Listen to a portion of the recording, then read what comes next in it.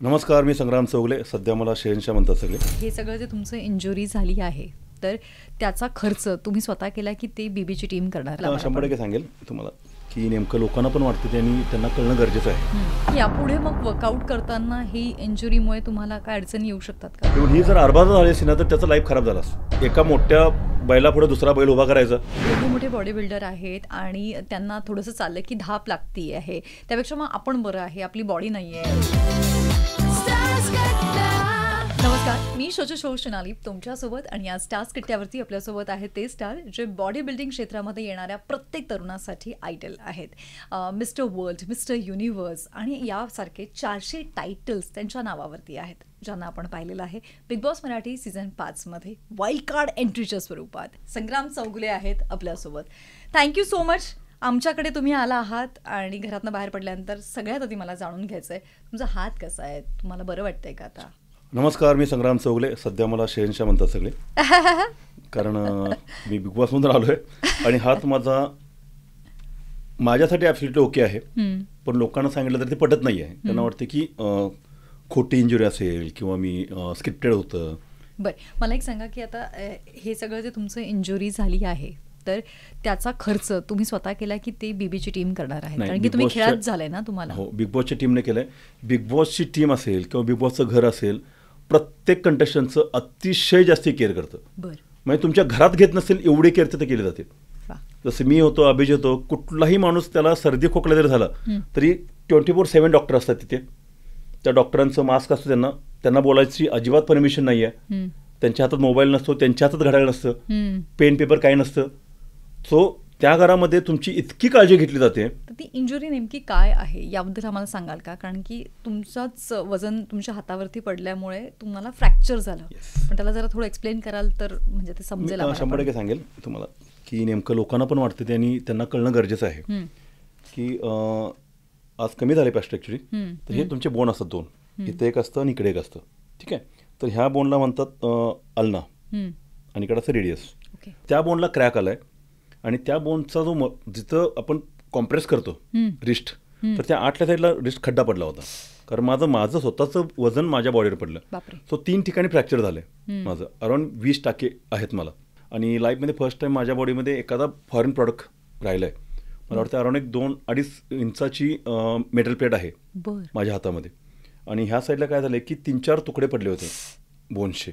So ते सगळे ओढून सगळ्यात पहिल्यांदा बोन फिरवून ते एका ठिकाणी लावलं आहे आणि तिथं प्लेट लावली आहे जे रेडियल असतं त्याला. आणि दुसरी गोष्ट म्हणजे जे बारके बारके तुकडे पडले ते गोळा करून त्याला फिलअप करून त्याला ओढलं आहे वायर्सनी. आणि त्यासाठी मला इथं वरती 3 ठिकाणी तारा आहेत की जेणेकरून ते ओढून एका ठिकाणी लावलेलं आहे म्हणून. सो खूप मेजर म्हणजे 4th ग्रेडची, 1st grade, 2nd grade, 3rd grade एवढ्यापर्यंतचे ऑपरेशन होतात रिस्टच्या बाबतीत. माझं 4th ग्रेडचं गेलं होतं, त्यामुळे अराउंड 2-2.5 तास ऑपरेशन चालू होतं माझं. त्यामुळे ही मेजर इंजुरी आहे लाईफमध्ये पहिली माझी. वर्कआउट वगैरे सगळ्या गोष्टी मी करू शकेल.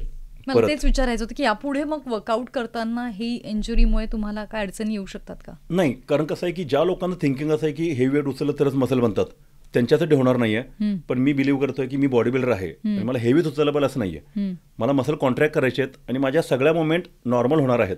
फक्त एक भीती असेल की 100% एखादी तुटलेली गोष्ट जोडली तर 100% ती रिकवर कधीच होत नाही आहे. सो मला थोडं केअर घ्यावं लागेल. पण माझी रिकव्हरी आहे खूप फास्ट आहे. माझ्या सगळ्या जखमा पण ड्राय झालेत.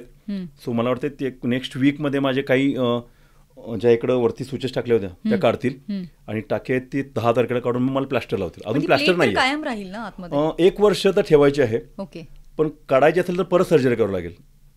सो विचार करेल. पण बऱ्याच लोकांनी सांगितलं की जर प्लेट असेल तर मॅग्नेटिक फोर्समुळे काय होतं, एअरपोर्टला माझं सारखं ट्रॅव्हल चालू असतं, चेकिंग करताना ते कदाचित त्रास होईल. सो डॉक्टरने मला सजेशन दिलं की 1 वर्षानंतर तुम्ही काढूया आपण प्लेट ती, कारण तुमचे एकदम परफेक्ट 100% चांगली सर्जरी झाली. सो तुमच्या मुवमेंट्स सगळ्या परफेक्टली चांगले होतील. माझ्या मुवमेंट्स पण नॉर्मल झाले जातात. सो रिकव्हरी फास्ट होते माझी. सो इंजुरी मेजर आहे, स्क्रिप्टेड काही नाही आहे. 3 बोन तुटलेत माझे. सांगायचं नव्हतं कारण आई वडिलांना माहिती नाही जास्ती गोष्टी आहे. बरं, ते अजून वाईट वाटतं. पण त्यांना कळणार पण नाही काय प्लास्टर लावल्या म्हटलं ओके असतील ते. पण इंजुरी मेजर आहे, पण त्यातून मी तिला बरंच मायनर करेल, वर्कआउट माझा चांगला होईल. पण ही इंजुरी का झाली तर माझं वजन माझ्या बॉडीवर पडलंय. सो 100 किलो जर तुमच्या रिस्टवर पडेल आणि रिस्ट मुडला असेल तर ते अशा इंजुरी होणं हे कॉमनली आहे. कदाचित हाच थॉट तुमच्या डोक्यात होता कायम की आपण घरात गेल्यानंतर आपल्यामुळे कोणाला इंजुरी व्हायला नको, तर त्यामुळे पण तुम्ही थोडंसं मागे होता का? येस, मी आधी माझा विचार केला होता की मला इंजुरी नाही झाली पाहिजे. कारण कसं आहे की ताकद असणाऱ्या माणसाला काळजी घ्यावी लागते. जर मी पुढच्या माणसाला माझी सगळी ताकद लावली माझ्या डोक्यात न ठेवता तर पुढच्या माणसाला खूप मेजर इंजुरी होऊ शकते. इव्हन ही जर अर्धा झाली असेल ना तर त्याचं लाईफ खराब झाला असतं, सेम इंजुरी. कारण त्याचं करिअर चालू आहे आता. माझं सेटलमेंट सगळी झाली आहे, मी सेट करून ठेवलं आहे सगळं, मला कॉम्पिट करायचं नाही आहे. माझी बॉडी म्हणजे माझं आता ब्रेड अँड बटर नाही आहे, कारण माझा बिझनेस आहे. पण एखाद्या ॲथलीट्स असेल, ॲक्टर असेल तर त्याची बॉडी म्हणजे त्याचं ब्रेड अँड बटर असतं. सो सेम कंडिशन जर अर्बाच्या बाबतीत झाली असती तर त्याला खूप मेजर प्रॉब्लेम झाला असता किंवा कुठल्याही दुसऱ्या कंडिशनला. सो प्रत्येकाला मी सांगायचो की एक लेवलपर्यंतच तुम्ही झटापट करा, असं करू नका की तुमचे हे जीव की प्राण आहे. कारण हा एक शो आहे आणि त्या शो मध्ये तुम्हाला 100% द्यायलाच पाहिजे. पण कुठंपर्यंत, जोपर्यंत तुम्हाला काय होत नाही तिथपर्यंत. खरे, तो सिंपल गोष्ट आहे. सिर सलामत तो पगड्या 50. मग तुम्ही दिसत मला वाईट वाटलं खूप की माझ्या खूप गोष्टी दाखवलेल्या नाहीत आणि ज्या लोकांना आवडल्या असत्या. बरं. आणि लोकांनी मग ट्रोल करायच्या गोष्टी झाल्या पण नसत्या त्या.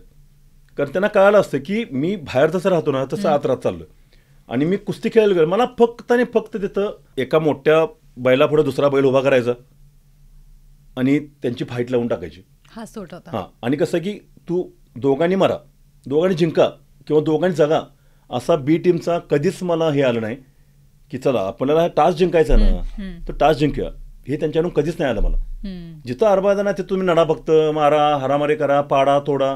ओके. आणि अजून एक गोष्ट यामध्ये बोलली गेली आहे की एवढे मोठे बॉडी बिल्डर आहेत आणि त्यांना थोडंसं चाललं की धाप लागती आहे, त्यापेक्षा मग आपण बरं आहे, आपली बॉडी नाही आहे पण आपण आपण 4-4, 5-5 किलोमीटर सहज चालू शकतो. तर या गोष्टी बाबतीत काय सांगाल तुम्ही? ॲक्च्युली ट्रूथ आहे, बॉडी बिल्डर जे आहेत ते कार्डिओचं वर्कआउट जास्ती करत नाही आहेत. ठीक आहे, कारण आम्हाला कार्डिओ कन्सेप्ट असा असतो की कार्डिओ जास्ती केला तर मसल लॉस पण होऊ शकतात जर डाएट नसेल तर.